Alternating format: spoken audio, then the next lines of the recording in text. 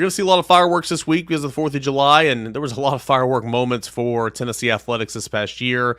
Moments, plays, performances from players, kind of all around the conversation here. We'll kind of discuss, but since we're discussing baseball, we'll continue on there. We talked about it ad nauseum, Brent, but Hunter Ensley's performance in the College World Series, running into the wall, and then of course the slide, if you will, that turned out to be the game-winning run against Texas A&M in Game 3 of the College World Series Finals. Those two plays were the biggest in Tennessee's championship run in Omaha, and I don't think it's even close. Sure, Christian Moore had a cycle. Kavaris Tears had some good catches. Dylan Dreiling was the MVP. Those two plays by Hunter Ensley, specifically the slide, I mean, that turned out to be the biggest, and that was certainly worthy of some fireworks. Well, no doubt, the slide was a great play. I would throw in Dylan Dreiling's home run to give Tennessee the lead. Game two. Yeah, because Tennessee had not done anything to that point, and you're just sitting there going, okay, can they get a hit? You know, and so you're sitting there going, all right, how can they?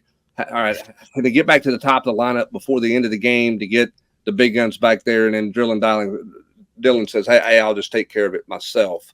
So to me, while it wasn't a Sports Center highlight type play from a fireworks standpoint, I've got to put that home run in there because that's the home run that sent you to Game 3.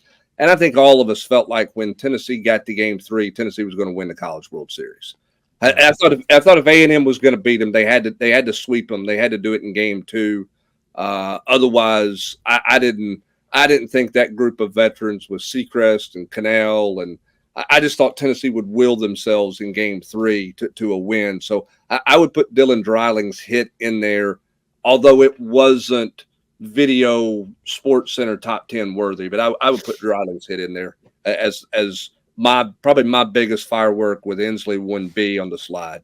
Yeah, I mean, it's hard to argue against that. Tennessee did not hold a lead in the finals round until that happened. I just remember sitting there during that game, and Tennessee was losing 1-0 the entire game, and I'm like, Tennessee's like 0 for 8 with runners in scoring position, 1 for 6, whatever it was. I'm just like, eventually, someone's going to run into one here.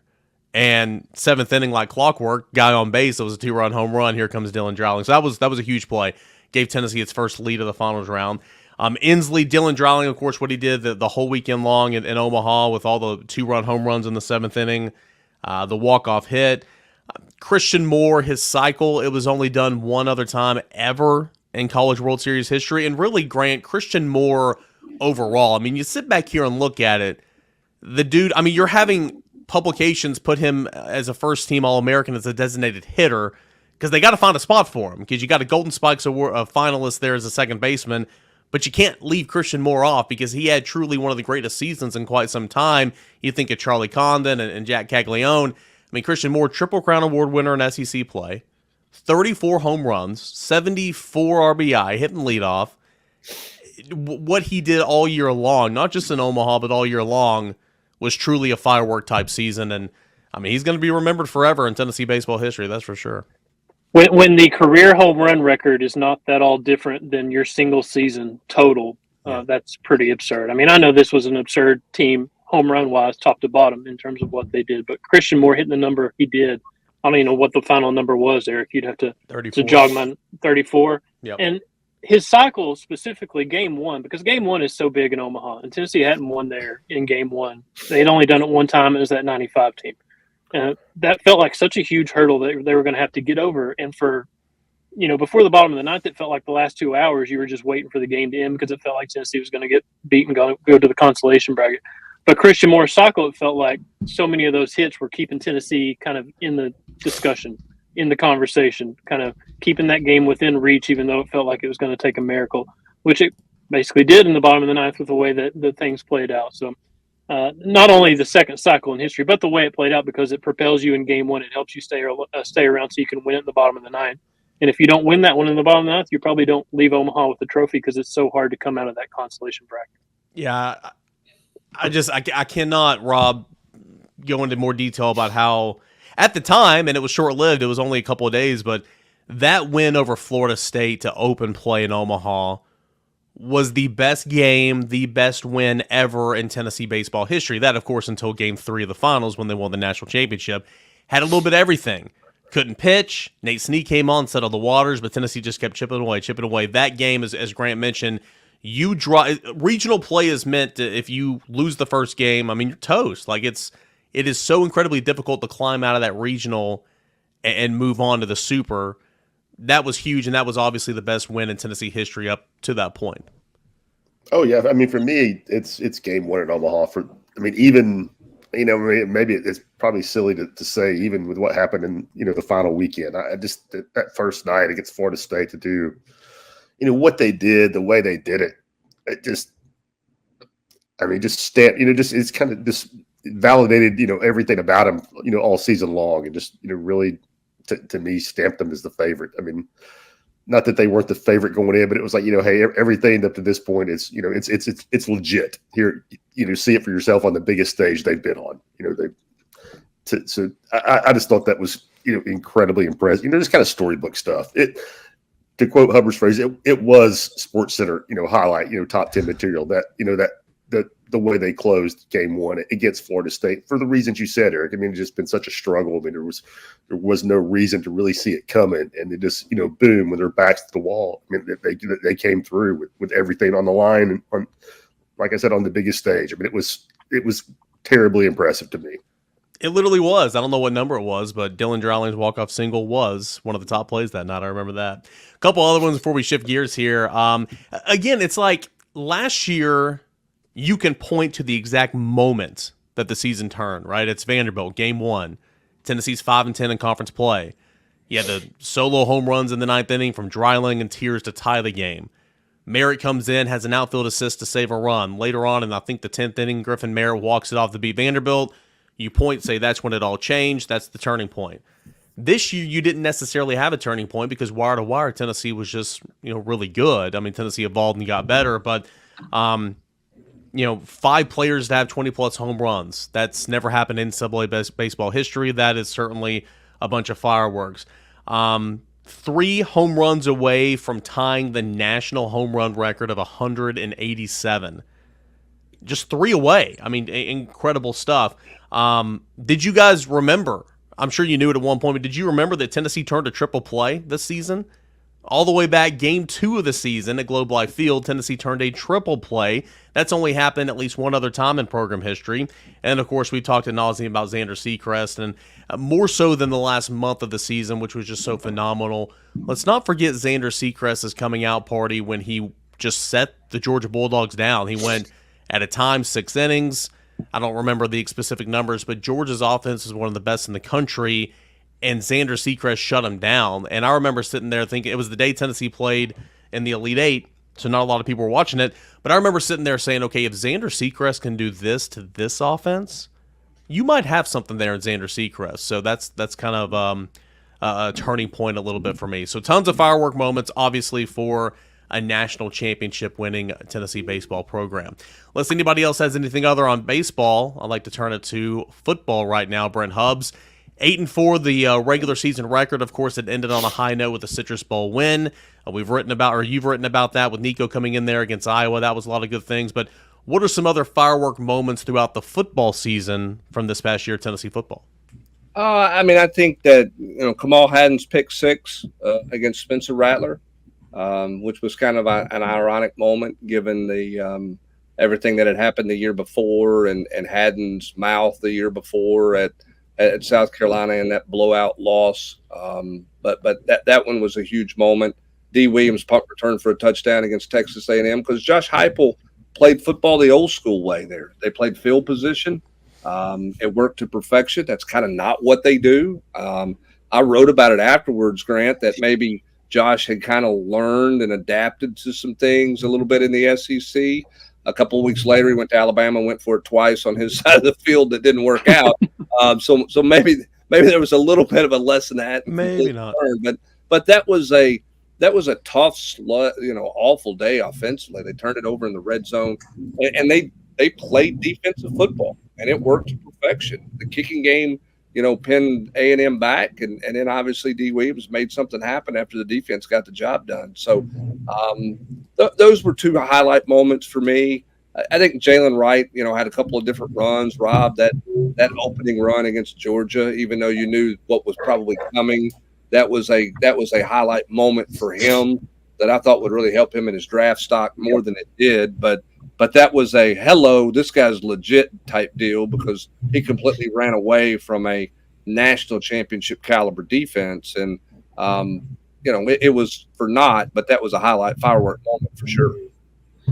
Yeah, I mean, that run for the plays you mentioned, I mean, I don't have anything to add to that. And I don't know that there's just one moment, but just James Pierce. I mean, the body of work that you saw. I mean, by October, it was apparent Tennessee had something special on their hands there. I mean, I would throw him out there as, and again, I don't know if there's just one play you point to, but after 6 weeks, you knew Tennessee had a special one on their hands there. And then I just don't know that you can say enough about Nico in the bowl game and what that meant for the hope leading up to next year. I mean, the faith from fans that, hey, this, Tennessee was 8-4.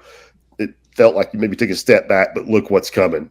This thing really is on an upward trajectory. Hubbard, is it sacrilegious? I mean, I would almost compare it to, what Peyton did in the Gator Bowl that year, coming off what might have been an 8-4 season. Yeah, maybe. it was. I mean, how it made people feel about what was coming down the pike. Yeah, I think the one difference that I would put in there is the body of work was greater in 94. Oh yeah, for sure, 100%. Played that whole month.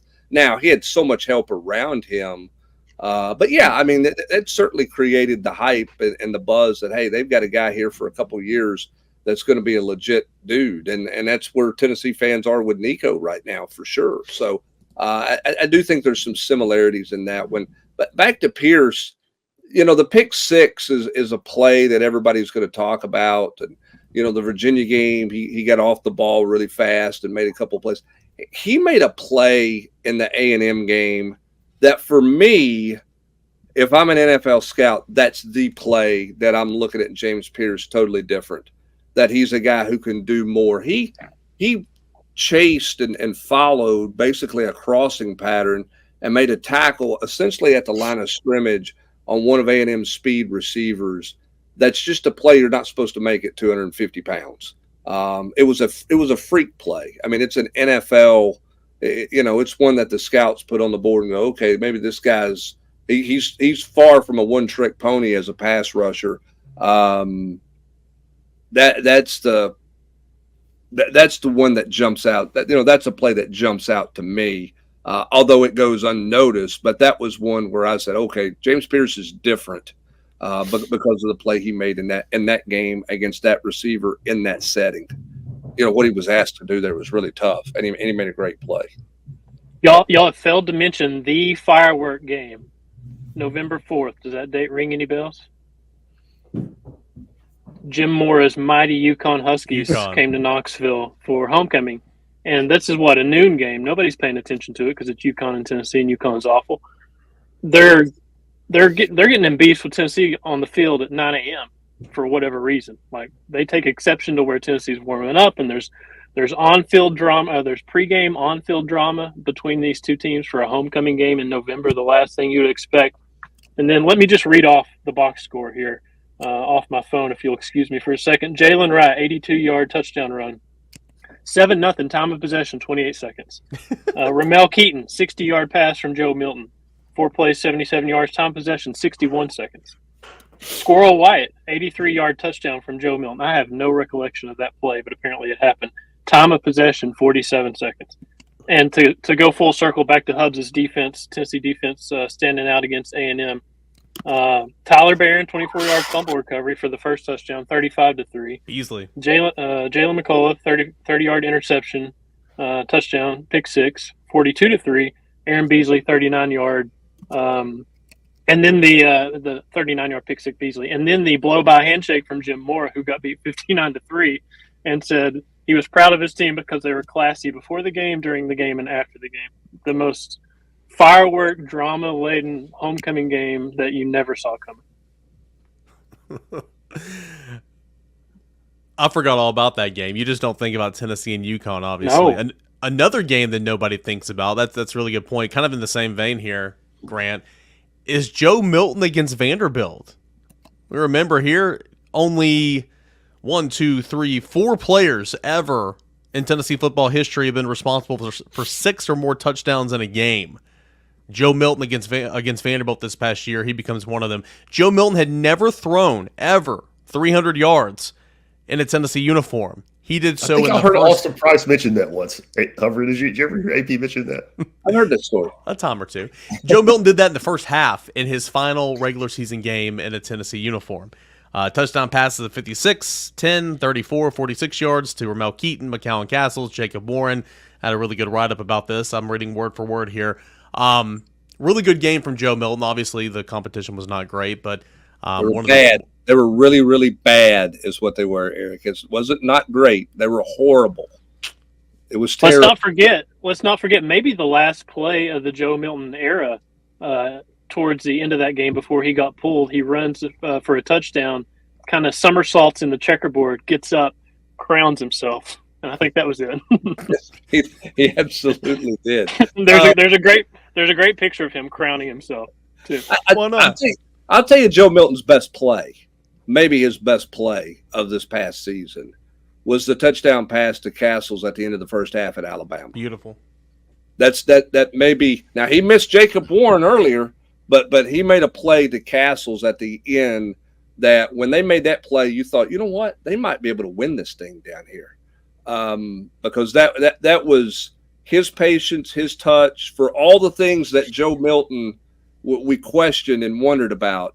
He put it all together in the face of pressure right there on an all-out blitz to end the first half. He made a really great throw to Squirrel White to get the party started. But that throw you're talking about, I mean, yeah, the touch, that was, I'm with you. I think that was his best throw of the season. The throw to Squirrel looked, more impressive, but I think just the touch, the patience, throwing the ball to where the receiver needed to be and allowing it to get a touchdown there right before the half, I thought that was huge. Yeah, it was tremendous. I mean, again, great play call. Tennessee knew exactly what was coming. They told you, but Joe's execution on that one was fantastic. Fantastic. Let's shift gears now to basketball, shall we? And I know that it's really just kind of pick your Dalton Connect moment. I recognize that. Pick your big win over Alabama, over Kentucky, in the NCAA tournament over Creighton, whatever the case may be. But Rob, we'll start with you. What were some of those firework moments that first register when you think about this team from 24 to 23 to 24 this past basketball season? Man, I don't know about you. I mean, I know we had seen him, do some things for sure. I mean, the Michigan State fireworks, but I don't really know that I accepted for sure what we had on our hands until he put 37 on North Carolina in a losing effort. I don't maybe 20 plus in the second half, and again, I mean, I knew he was good. But me stress. I mean, I knew he was good, probably an all SEC player by that point in time, better than expected for sure. But until he, went off in the Dean Dome that night, I don't think, I mean, that night I legit thought, I mean, first team All-American is a serious possibility. SEC Player of the Year is a serious possibility. NBA, for all that stuff was real. But that's probably the moment where it really, just how good he really was hit home for me. I was trying to think of all the Dalton Connect moments, and honestly, that one didn't even come to mind. And I think that's a credit to all the insanity that the dude did for the entire season. Like that 39 he had against Florida, the way he took that game over. That was a January game. There was about a foot of snow in Knoxville. There's like 5,000 people in the gym, and he just went off. Like that's one of the most single dominant performances I think I've ever seen, and to take nothing away from what he did against at North Carolina and that level of competition and doing it on the road like he did, that was obviously earlier in the season in November. The 40 he had on senior day against Kentucky, obviously it's not a very good memory for a lot of Tennessee fans because they lost that game. The 39 he had in the second half against Auburn, because of the way he had 39, he had 20 something in the second half. He had so many second halves where he had 20 or more points. But the way he did it, I mean, there were points in times where Auburn had 3 guys kind of in his area paying attention to him. And there was times where he pulled up from deep, And then Broom on the next possession wanted to step out and guard him, and he just went around Broom and finished with that two-hand dunk where he swings on the rim a little bit. Like, those were such huge moments. He hits fall-down fadeaway jumpers with a hand in his face. It was like the bigger the moment, the tougher the shot, the more he rose to the occasion and the more he was dominant. Some non-Dalton Connect moments or less focused on Dalton Connect. That 18-0 run against Creighton to send them to the Elite Eight, that changed that game. That won them that game. Creighton got back within 3 and Tennessee fought it off. But it felt like when you looked at the bracket when it first came out, you felt like Creighton was going to be there. And if Tennessee was going to get to the Elite Eight, they're going to have to go through Creighton to get there. And the way they played against Texas, and it was very sluggish, and they couldn't buy a bucket, and it was like, oh no, here we go again. Is this happening? The offense is going to go away, and they're going to get sent home too early from this thing. But for them to win that game and then to go on that 18-0 run against Creighton, and it wasn't all Dalton Connect. Like, there was a lot of Josiah Jordan-James hitting big shots there. It was transition stuff. That was a huge season-defining moment. Jemai Meshack jumping the passing lane at Alabama and going out on the scores table, you know what I'm talking about, and intercepting that pass and saving it to Zakai, and it turns into a three-point play. That was a game I really 0% chance I thought Tennessee was going to win that game because Alabama's good, and it's really hard to win down there. So for them to go down there and win that game, that was huge. Scoring 103 at Rupp with Dalton Connect scoring 16. I mean, that was a Zakai Ziegler, 26 points, Josiah Jordan-James, 26 points. To put that number on the board at Rupp, obviously that was a awful defensive team Kentucky had, but to put 103 on the board in Rupp and you're only getting 16 from your first-round pick in the NBA draft, that's a huge kind of firework moment for me for sure. I don't know if it's overlooked about Dalton, but I mean, because we all remember what he did to Auburn in the second half because of the import of that game for seeding and SEC. But man, he helped. Tennessee has 3 horrible, in my opinion, embarrassing losses at Georgia, at Missouri, and at Vanderbilt.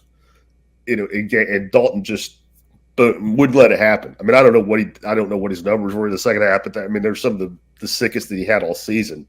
And I mean, you lose those 3 games, or you lose 2 of those 3 games, and you're not the SEC regular season champion. You're not where you're not seated where you are. And I mean, we could talk, but we could just do a podcast on Dalton Connect moments. But you can't say enough about him with what he is. And I would add one just before we get Zakai coming back from the knee and playing at not only the level he was, but better than he was before. I mean, I wouldn't necessarily say that was a surprise, knowing him and how he works and everything, but that still was something that had to happen if this team was going to be an SEC champion. And I thought his successful return to be better than he was before after that kind of injury was a very big deal for this team. Yeah, I thought his play at Rupp Arena was a firework moment. I think that's the best he's played in his Tennessee career offense. To play 40 minutes in that game at that pace, to not turn the basketball over and to score the way he did, I thought that was a huge night for him and Rupp Arena, and a huge win. And I know we're about out of time here. And you mentioned that we could do a podcast, Rob. I think it's a great poll question. What was Dalton Connect's best second half of basketball this year? I mean, now, I know you're going to put qualifiers on importance here, significance here, but I mean, is it at Mississippi State? Is it at Georgia? Is it Auburn? Is it Florida? Is it Chapel Hill? Like, when you look at him, and to me, for so much about him, it's all that second half. It's that final 20 minutes where he just took games over that I think as time goes on, you'll get a greater appreciation for. I mean, he had some, I wouldn't say stinker first halves, but he had some first halves where you're like, oh, he just doesn't have it tonight. And then all of a sudden, he goes in the phone booth and puts on a Superman cape, and it comes out. It's like, okay, I'm going to carry you here. And he did it. He didn't do it twice, Grant. He didn't do it once. He did it like a half dozen times or better in the second half for this team. It's pretty crazy. I don't know that we've seen a guy ever do that in the second half the way he did. For me, it's the second half against Auburn, because there was a point where Auburn was up like 8 or something like that, and I thought they're going to mess around and lose this game, and we're never going to hear the end of it because it's Bruce coming to Knoxville and winning a game that he shouldn't win, beating a team that's better than their team, all this stuff. And Dalton turned it around. Like the smartest I have ever looked in my life. I was talking to a scout at halftime of that game, an Oklahoma City Thunder scout. And I said, you just need to hang out and watch the second half because there's something about this dude. He loves the second half. And it was far from the first time that he had gone off in the second half. But it was, to me, the most impressive way that he went off in the second half in terms of where he was hitting shots at all levels, driving to the rim, hitting insanely tough mid-range jump shots, hitting deep threes when they had to have threes. Just the way he took over, that was one of the most impressive stretches of basketball I've ever seen, given the moment, given the circumstance, given everything that was on the line at that point in the season. Like North Carolina's crazy impressive, Florida's crazy impressive, Mississippi State, Georgia. But that Auburn game meant more at that moment in the season at home. You had to have it. And he stepped up to the plate and delivered. Rob, is it fair to say that's the one? And it's probably not.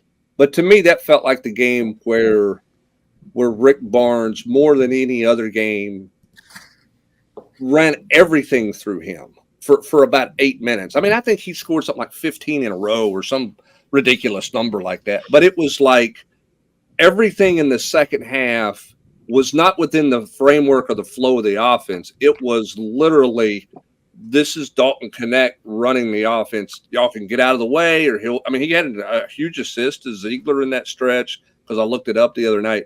But to me, that was the one game where I thought he's playing this straight up like an NBA game. Just your best player against anybody you want to bring at him, and we're going to move him to different spots, but it is going completely through him. It's his call to do whatever he wants to do with the basketball. Yeah, Grant, I'm sure I'm misremembering, but I don't think that's the first time Rick ever put it in his hands, like on the inbounds, out of bounds, after a made field goal or whatever, the backcourt. But I think it's the first time he did it for 6, 7, 8 possessions in a row, like you're talking about, Hubbard, and just came down and ran some action at the top of the key to to get something going. And again, that kind of stuff, what you're talking about, where not just finding him the half court, but giving it to him, inbounding the ball to him or finding him after a defensive rebound.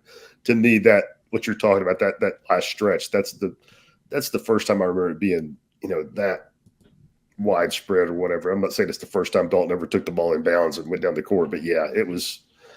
I mean, he was just a dude. I mean, we're not. Me and Grant have both said it about. We're not going to see it. We're not going to see it again. I mean, not just the JUCO to small school to SEC success story. I mean, just a guy that comes in and dominates like this kid, like we're talking about right now. Maybe I'm wrong. I hope I'm wrong, but I don't think we'll see it. There were 2 possessions, and I'm pretty sure it was back-to-back, where he hits a deep three, and Janai Broome, who had been going off that game, a really, really good player, one of the best centers in the SEC, he got pissed off that nobody was stopping Dalton, and he basically said, I'm going to take him next possession down. And they switched to get Broome on him on the perimeter, and that was the possession where Dalton kind of fakes the pull-up and just goes around him and drives straight to the rim and dunks it. Like that's really like – that's just at such a different level. Like it's hard to even explain like how good that is, how elite that is to treat somebody like John Broome like that, a really, really good basketball player. And Dalton Connect looked like an NBA player. I mean, there was a practice in March, and it didn't really mean anything because the next game was the Mississippi State SEC tournament game. But we watched practice, and I promise you, if Dalton, and it was a lot of 5-on-5, and it's a lot of Jemai Mashak on Dalton Connect, obviously they're going to play defense in those situations. If Dalton shot it 30 times, I promise you he hit 28. It was the most absurd 90 minutes I've ever seen. Like it was like there was a magnet on the ball to the basket. Like he could not miss if he was trying to miss. And when practice was over, he just sat down on the bench like nothing had happened. It was just another day at the office. Like that's how much at a different level he was. Yeah, and the sad part was you were watching that season play out thinking just enjoy it while it lasts because this guy's not coming back around anytime soon. And unfortunately, he's too old to play in the NBA as a rookie. As we kind of end this conversation and say goodbye, Brent, you've been covering Tennessee athletics for a while. Oh, here we go. Grant Ramey, insert joke now. Nope. Platter, Grant. Come on, take it. No. I mean, I've got some guesses on some of the years, obviously, but, from August to the end of June, when was the last time you remember Tennessee athletics across the board just being this good, this much star power, this much fun, this much engaging? it's been a really good year, is what I'm trying to say. It's been a really, really good year for Tennessee athletics, and we kind of look forward to the new year now. But this 2023 to 24 was pretty spectacular. Yeah, I don't know that I've covered one like this. And the crazy part about it is football went 8-4. Yeah, I mean, you can go back. I mean, I looked the number up. I mean, baseball was 500 the year Tennessee won the national title in football. They were 28-28 was their record. The 95 season was a really fun season. Baseball went to the College World Series. Football beats Alabama, but they lost again to Florida, right? And it was just, okay. Basketball in 95, no. There was nothing spectacular about that brand of basketball at any point in time going on there. So, I mean, when you're talking about two of your big three won regular season championships, and one of them won every tournament they played in, including the national championship tournament in baseball. You finally, you broke through and got to the Elite Eight. Rob, what was that? Their third appearance in the Elite Eight? Second appearance? Second. I mean, that doesn't happen all the time. So I mean, I don't know. I don't know that you can say that there's another one like this. There were times Tennessee went to the SEC championship game, but they didn't win it. I mean, I guess in '97 they won the SEC championship game in football. And I think that basketball team went to the NCAA tournament, which was a big deal. Wasn't that? I think that was Jerry Green's first year in '97, and they lost in an 8-9 game. But, I mean, they weren't a top 5 team all year long. You know what I mean? Rick Barnes was talked about as a Final Four. I mean, they lost a Final Four game is what they lost to Purdue in the regional championship. I don't know that you can find another year, Rob. There was, I mean, I'm not gonna say these were as good. 05, 07 when they made Atlanta in football. I mean, Bruce had some pretty good basketball teams, but not in this level. And baseball wasn't on. I mean, it's just the answer is no. But I'm just trying to, there might be some that were sort of close. But yeah, I mean, neither of those. If you're a football only guy, or football's on a much higher pedestal for you, then you might pick a year like that, Rob, because football went to a championship game, they won their division, and you don't put the baseball qualifier in the same spot as some other people did. Yeah, from that standpoint, but even those 05 or 07 football teams were great. I mean, they kind of snuck into Atlanta. It wasn't like they just rode herd on the SEC East and went down there as heavy. In fact, they were big underdogs in both those games. From against Auburn and LSU. Yep. Eric, you want me to answer the question for you? Yeah. For Hubs, on behalf of Hubs. Thanks. Basketball won almost 70% of its games. Baseball won almost 80% of its games, and football went undefeated in the regular season, unscored upon. 1939. Hubs was a spry 19-year-old with a fedora and his credential sticking out of the fedora on the train. I was taking notes on a stone tablet. He was calling back to Knoxville on a payphone, reading off his story, putting in the stops in between every sentence, all that stuff. 1939, that's the answer. Riding a train, sending stuff back on teletype, baby. That was me. Right. It's been a good year. It's been a really, really good year for Tennessee athletics, of course, ending in a national championship, the first in program history for the baseball team, Elite Eight for basketball, football, okay, but finishing on a good note with kind of the quote-unquote team of next year with Nico and Dylan Sampson, James Pearson more, a Citrus Bowl win in dominant fashion, 35-0 over Iowa. Hopefully this upcoming year is going to be filled with as many fireworks as this past year for Tennessee athletics.